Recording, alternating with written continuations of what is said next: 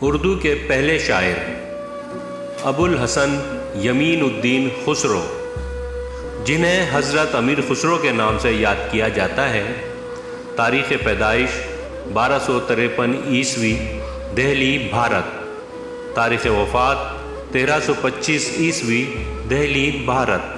انتخاب کلام حضرت امیر خسرو۔ چھاپ تلک سب چھینی رے مو سے نینا ملائی کے، پریم بھٹی کا متوا پلائی کے، متوالی کر دینی رے مو سے نینا ملائی کے۔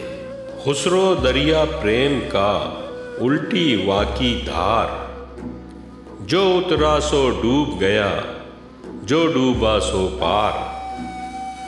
بہت کٹھن ہے ڈگر پن گھٹ کی، کیسے میں بھر لاؤں مدھوا سے مٹکی۔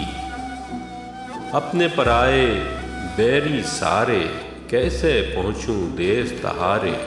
پاؤں نہ اٹھیں لاج کے مارے، بیٹھی روں ندی کنارے۔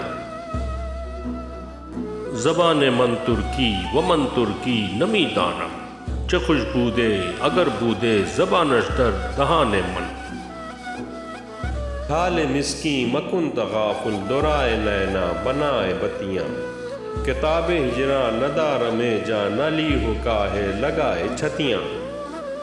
نمی دانم چه منزل بود شب جائے کہ من بودم، بہر سو رقص بسمل بود شب جائے کہ من بودم۔